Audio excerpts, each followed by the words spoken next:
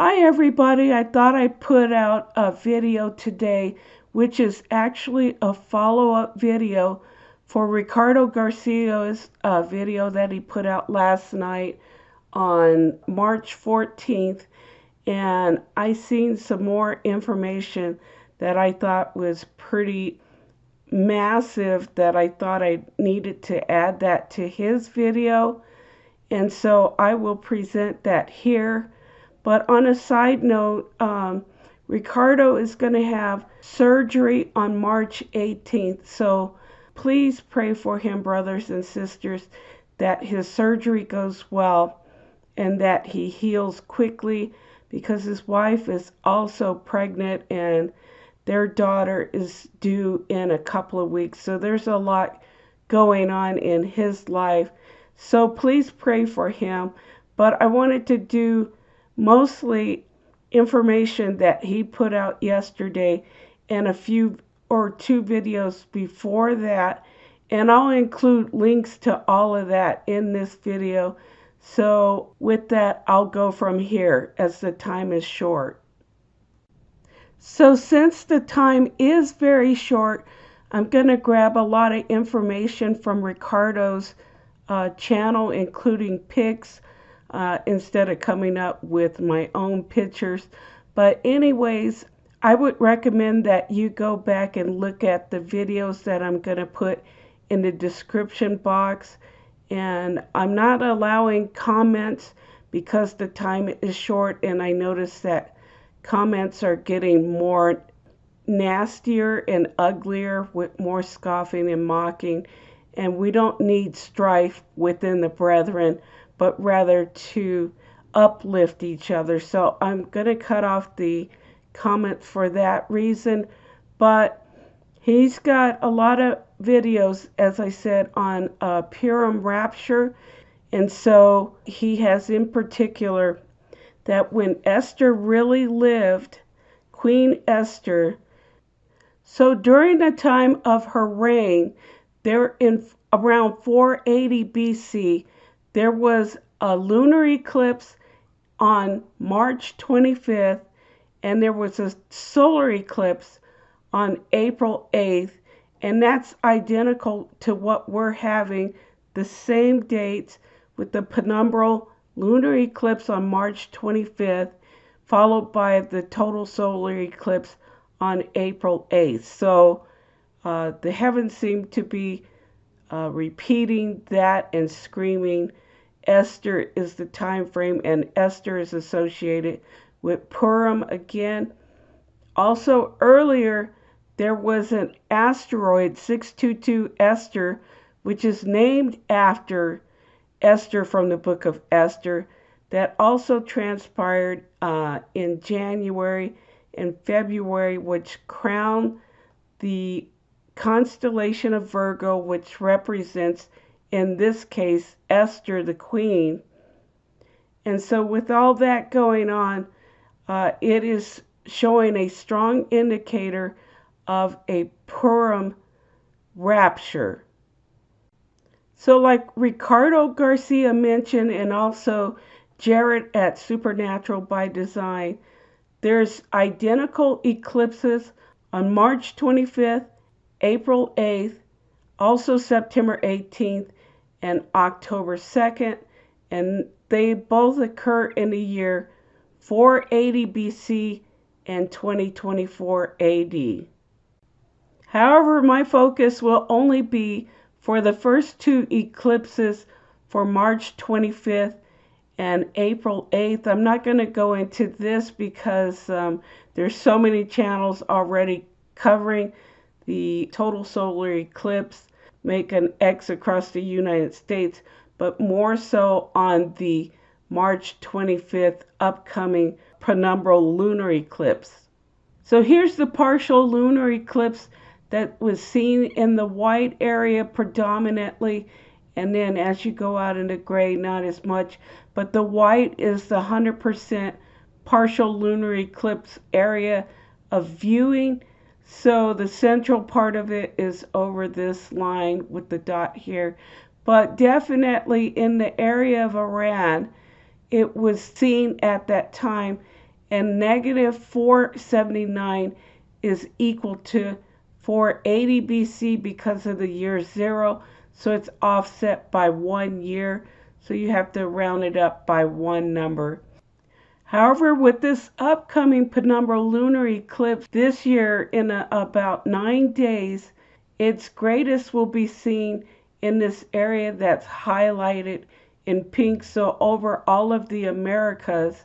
But in the deepest part of the penumbral lunar eclipse towards the center, it interestingly is 480 kilometers across. So that being yet another confirmation of 480 BC and then 2024. So Ricardo also mentioned that Esther was crowned in the 10th month of Tevet. And it says here in Esther 2 verses 16 to 17, so Esther was taken unto the king Ahasuerus into his house royal in the 10th month, which is the month of Tebet, or Tevet as we say now, in the 7th year of his reign. And the king loved Esther above all women, and she obtained grace and favor in his sight more than all the virgins, so that he set the royal crown upon her head and made her queen instead of Vashti, and that occurred again in the 10th month of Tevet.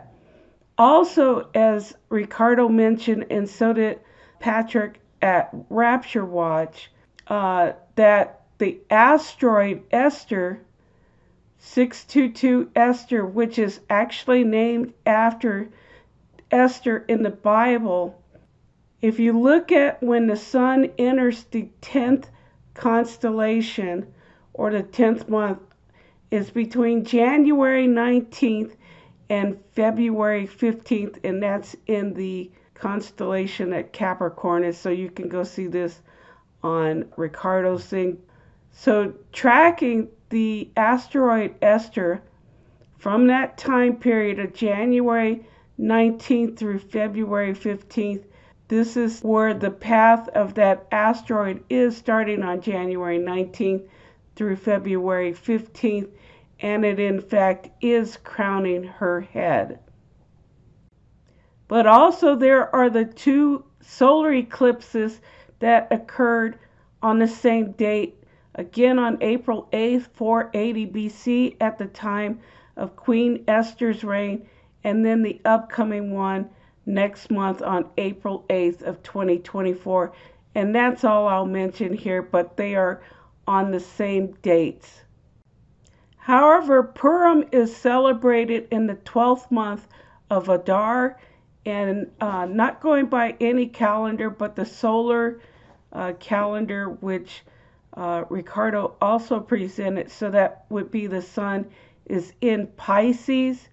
And so in Esther 9:18, it says, but the Jews who were in Shushan assembled together on the 13th day, as well as on the 14th. And on the 15th day of the month, they rested and made it a day of feasting and gladness. Therefore the Jews of the villages who dwelt in the unwalled towns celebrated the 14th day of the month of Adar, which is the 12th month, with gladness and feasting as a holiday, and for sending presents to one another. So it goes on to say in Esther 9, verse 26, wherefore they called these days Purim after the name of Pur. Therefore, for all the words of this letter and of that which they had seen concerning this matter, and which had come to them. So if you look up the word Pur or Purim, you see down here that Purim is Hebrew 63:32, and if you look at it, Pur or Purim means lot or peace. And this is because they had cast lots to determine Haman's destruction, which was hanging him and his sons at the gallows. So you can see that also in Esther chapter 9. So as with Esther and casting the lots, and that being Purim, well, Pur is lot, Purim, or with an im at the end, is the plural. So as the days of Noah were, so also will the coming of the Son of Man will be.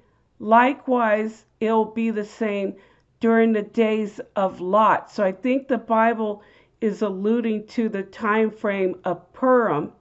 And according to Ricardo's calendar, the 12th month of Adar occurs when the sun enters Pisces, and that's between March 11th and April 17th. So then the first day of Adar would then fall on March 11th, being 311, 311. Then the 14th day would be March 24th. The 15th day, which is Purim Shushan Lots, is the following day, falls on March 25th, and that's the same day as the penumbral lunar eclipse that's coming up. So moving on as to why this might be the season or specific date during Purim for the rapture, Aaron at Got a Minute, he actually had put together Natsal, which is the Hebrew word for snatching away, catching away, and I'll put a link to his video as well. But for 2024, Natsal, which means to snatch away, which is the Hebrew word for harpazo, is found in Psalms 124, Psalms 91, and Psalms 26, but I'm only going to touch on Psalms 124. So in Psalms 124, verse 7 in particular, which is the Natsal or the rapture verse. So it says in verse 7, our soul is escaped as a bird out of the snare of the fowlers. The snare is broken and we are escaped. And here it is written in the Hebrew. I know this is a bit of an eye chart, so I'll show you it larger. So the word Natsal is encoded in verse 7 of Psalms 124, and it's known again as the rapture verse. And Natsal is spelled Nun, Tzaddik, Lamet, and that's found in Strong's 5337, and Hebrews read from right to left.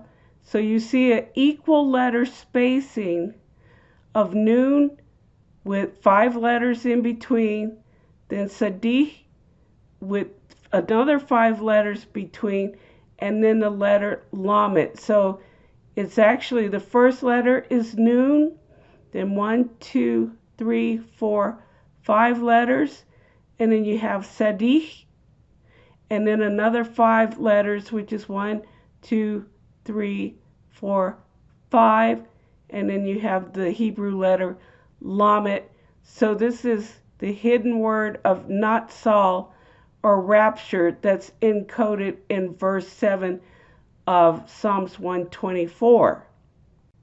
However, what's also encoded in between Natsal, which is highlighted in the pink letters, you have Pur, which is the strong 6332, which is spelled Pei, Vav, Resh.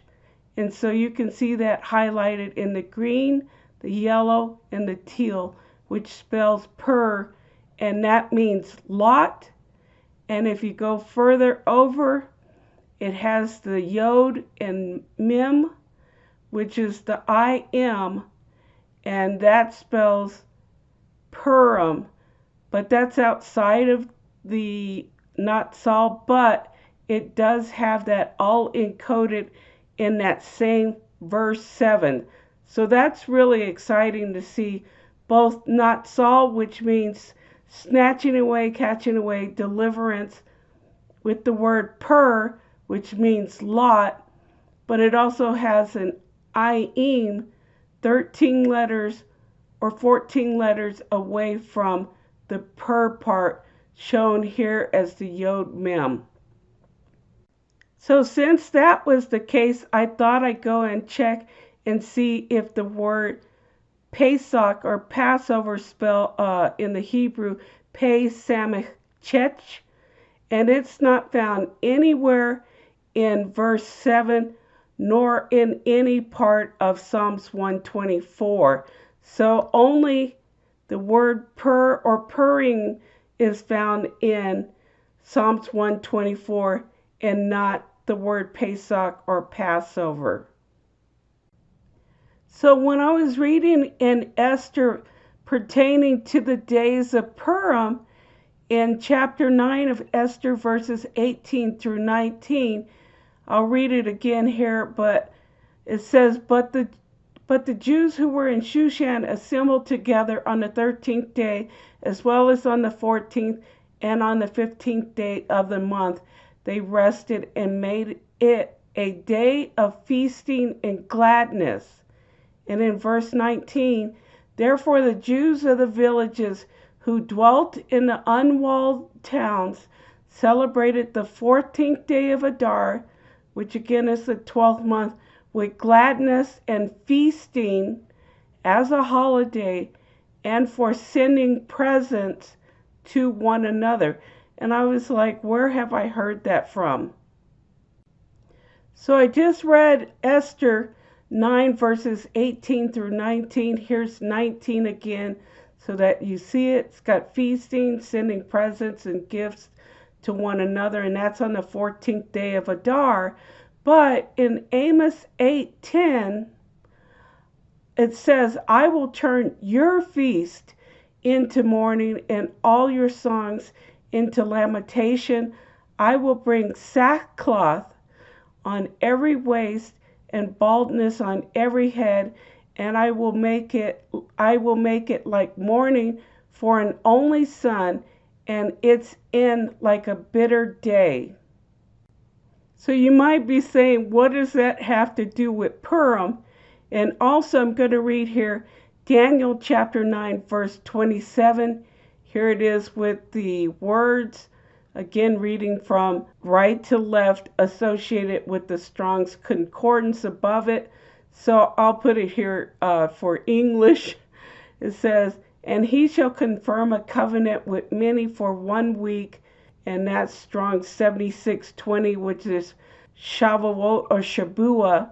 And in the midst of the week, Shavuot or Shabua, shall he cause the sacrifice, which is Strong's 2077, and the oblation, Strong's 4503, to cease. So Ricardo also was talking about the UN 7-year deal. So I'll put the link again, as I said, to his videos so you can go back to refer to those. But I wanted to try and condense everything as best as possible in one video. So looking specifically at what's highlighted here in the red box, which is the sacrifice and offering, or some say oblation. And again, that's the Strong's 2077 for sacrifice and Strong's 4503 for the offering or oblation. So looking at the Strong's H2077, which is zabach, another word that can be used instead of sacrifice or a sacrifice is feasting. And likewise, the Strong's H4503, minka, instead of offering or oblation, it can be a gift or gifts. So in Daniel 9:27, not adding any words or taking away from them, he shall confirm a covenant with many for 1 week, and in the midst of the week he shall cause the sacrifice and the oblation to cease. And using those other choices from the Strong's 2077 and Strong's 4503, Again, not taking away any words from the Bible or adding words to it. It can be instead, and he shall confirm a covenant with many for 1 week, and in the midst of the week he shall cause the feasting and the gifts to cease. So now going back to the Feast of Purim, mentioned in Esther 9:19, I believe this is for the Gentiles. Therefore, the Jews of the village who dwelt in unwalled towns celebrated the 14th day of the month of Adar with gladness and feasting as a holiday, and for sending presents or gifts to one another. Whereas for the Jews in Amos 8:10, I will turn your feast into mourning, and they have their feast, Passover, Shavuot, and Sukkot, and all your songs into lamentation, and will bring sackcloth, which are the lunar and solar eclipse, on every waist, and baldness on every head, and I will make it like mourning for an only son, and its end like a bitter day. So on Purim Fest in Israel, it's a day when the Jews and even the Orthodox Jews get completely wasted, and then they dress up like Mardi Gras and also zombies and stuff like that. So that is what I believe Amos 8:10 is referring to, being your feast day will turn into mourning. So I think this is why I think that Purim instead of Passover might be an extremely high watch date for the rapture to occur. And again, that would be between, if not on, March 25th, the day of the penumbral lunar eclipse, all the way through the total solar eclipse on April 8th of 2024, next month. So I'm not saying it's going to be specifically on the day of the lunar eclipse, but that's the day of Adar 14. And then maybe there's all the way up through to the solar eclipse on April 8th, because those are identical to the eclipses that occurred during the reign of Queen Esther in 480 BC, and again in 2024. So a Purim rapture, possibly on the 24th, 25th of March, on the day of the penumbral lunar eclipse, which is on those 2 dates depending on the time zone in which you live, seems to be encoded in Psalms 124:7 with Natsal and Pur or Purim, and also alluding to the year 2024, with it being Psalms 124. So I think it is an extremely high watch date, and if we go beyond that, I think we will see then the total solar eclipse on April 8th. And for the Jews, it will be the fulfillment of Amos 8:10, where sackcloth and mourning will come to them, a day of lamentations, sackcloth being the lunar and solar eclipse, and that will turn their day into mourning and bitterness. Anyways, I hope this video has been a blessing. Hopefully this is my very last video, and again, I will put the links for Ricardo's videos and Aaron's videos in the description box below, so you can take a look at that. This is, I hope, the more condensed version to kind of put everything in a nice tidy box. But if you want to see all of the content of those, I'll put links to their videos again in a description box. Anyhow, I hope this has been a blessing to you, and if we don't see anything happening on March 25th, then I would jump over to April 8th, the total solar eclipse next month, and if we go beyond that, then Passover. So anyways, I hope this is a blessing again, and if we are raptured, I hope to see you in the sky. So take care.